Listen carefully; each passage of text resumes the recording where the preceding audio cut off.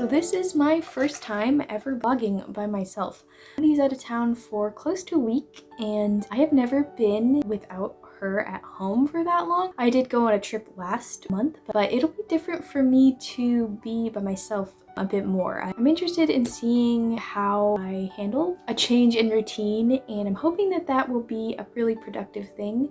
So I wanted to start this update by talking about a couple different things, and I'll just start with the book I'm reading right now. So I am currently reading The Splendor by Brianna Shields.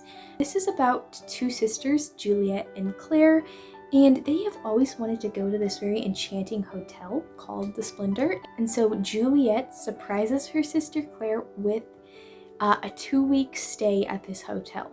But when Claire comes back, she basically hates Juliet now and doesn't really even remember her. So Juliet takes all their savings and decides to go there herself and see what it's like.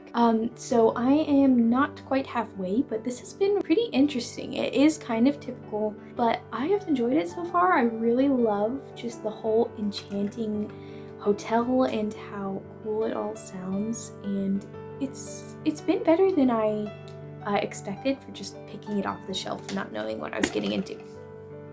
I'm also listening to Moon Over Manifest by Claire Vanderpool. She wrote Navigating Early, which I think I've talked about a couple times. I really liked this book a few years ago. And I bought Moon Over Manifest at a thrift store a while ago and have never read it. I think I mentioned it in a video. I don't know why I was kind of hesitant to read it, but I've actually really been enjoying it so far. I think I'm like 30% through the audiobook.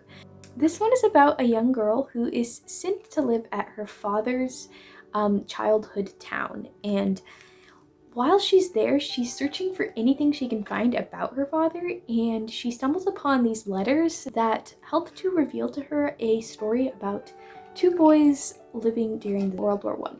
So right off the bat, to me, this felt a little bit similar to Anne of Green Gables, except that it's set during the Great Depression, and basically all of the characters have none of the disapproval of improper happenings of the town like in Anne of Green Gables.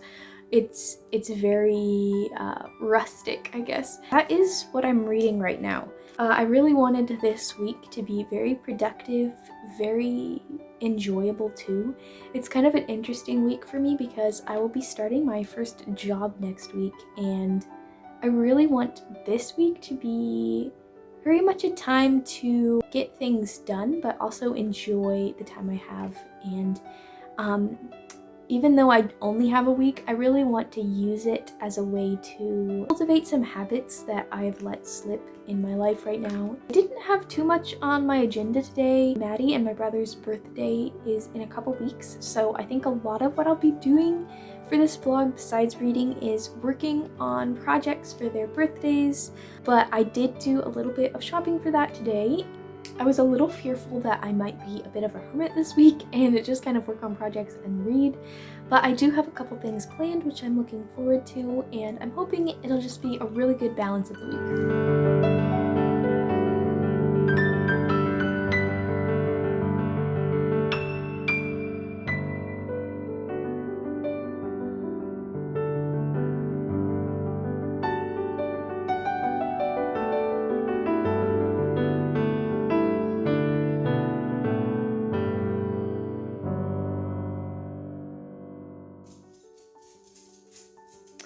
I have been editing a video for a really long time, so I'm just gonna go outside for a few minutes, get some fresh air.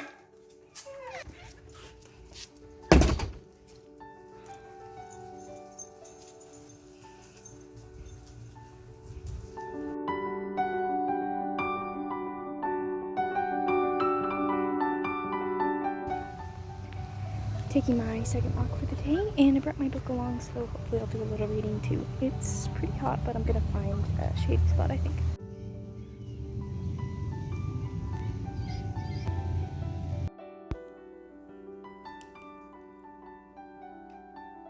Alright, so I didn't really update yesterday, but I just thought I'd come on here today and talk about what I did yesterday and also kind of my plan for the day. So I ended up working on projects for quite a while yesterday, and then my mom and I were able to hang out a little bit, and then I did have plans in the evening, so I didn't do too much. I did stay up really late and I finished a gift that I'm working on for Mattie, but last night while I was working on projects, I ended up finishing Moon Over Manifest, and I really enjoyed this book way more than I thought I would. I wish I had read it so much sooner. It was so very good. I would recommend it for anyone, young or old, especially if you feel like you've kind of lost your faith in a modern author. This is such a good book for that. So I don't even really know what to say. I kind of explained what it was about already, but it had such a good storyline. It had the simplicity of a middle grade book, but the story just really pulled you in. I saw some things coming, but I didn't mind that. Like, I still really wanted to continue reading it, and the audiobook was really good too. So yeah, I would highly recommend that one. In the author's note in the back of the book, she talked about her inspiration for the story, and I just loved seeing how rich it was in her family's history and how much she really put into the story. So I have been slowly making a little bit more progress in the Splendor, but not much. It's one of those books where you enjoy it when you're reading it, but you don't really think about it or really want to pick it up otherwise. But I am hoping to hopefully finish that one today, even though I am just a bit over half.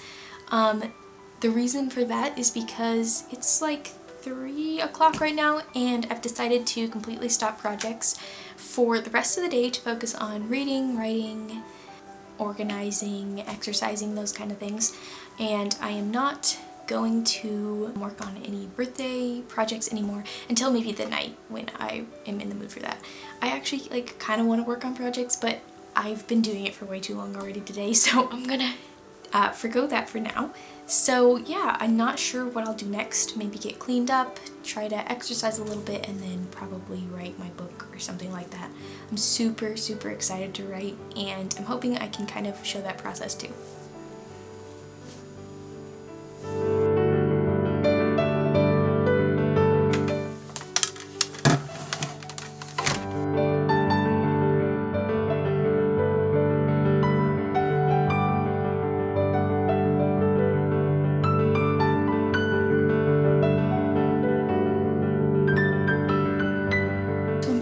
Sitting down to write after I have procrastinated it all day long, but I'm really looking forward to it. I don't really know what it's gonna look like today. It could be actually writing something, it could be just continuing plotting, thinking of character ideas, different ideas, but it'll be good to get back in the story.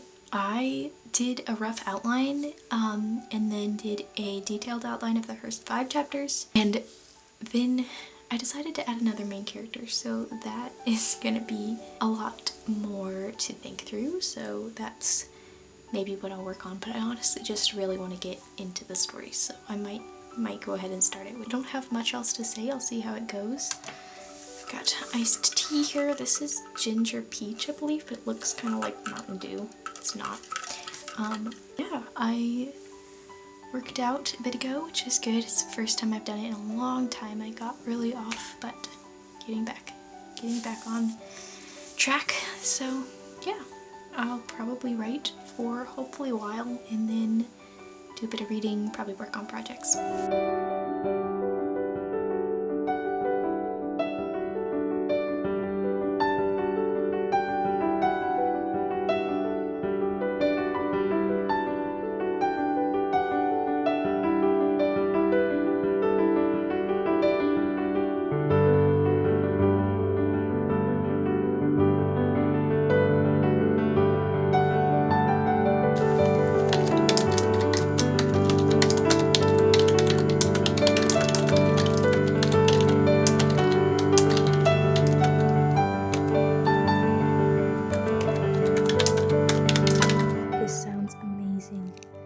The guest in room 392 wanted to visit a fantasy library that existed outside the confines of time, where she could read as long as she wanted without missing anything in her real life. He gave her a light-filled room full of comfortable furniture, bookshelves stretching all the way from the floor to the top of the soaring ceiling, and a side table where her favorite snacks appeared at regular intervals. I'd take that right now. So I'm meeting a friend, but she's going to be a bit late, so thankfully I brought my book along and I'm going to do a little bit of reading. So I just finished talking with a friend and I'm going to go home, hopefully get some reading done. And yeah, it is so hot. So I will update. I did not finish, let me start the car real quick. So I don't remember if I mentioned, but I did not finish the Splendor last night, but I am pretty close. So I'm going to try really hard to finish it today.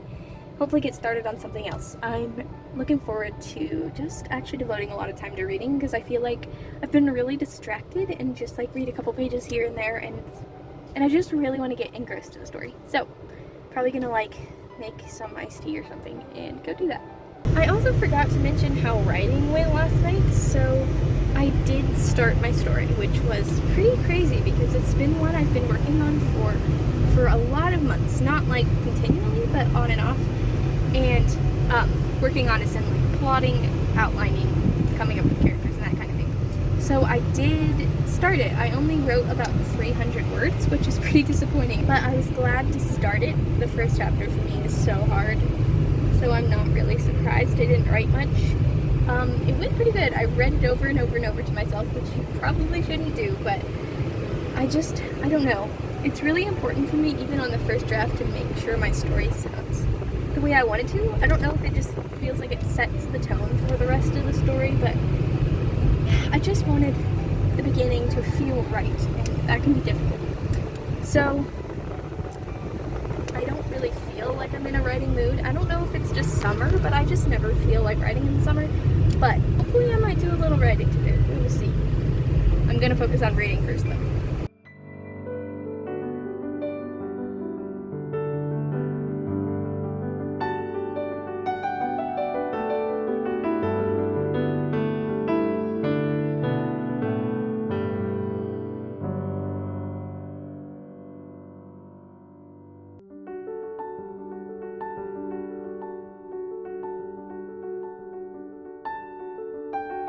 So yesterday I finished reading The Splendor last night, and I actually enjoyed this a lot more than I expected to. I think I'll give it 3.5 stars.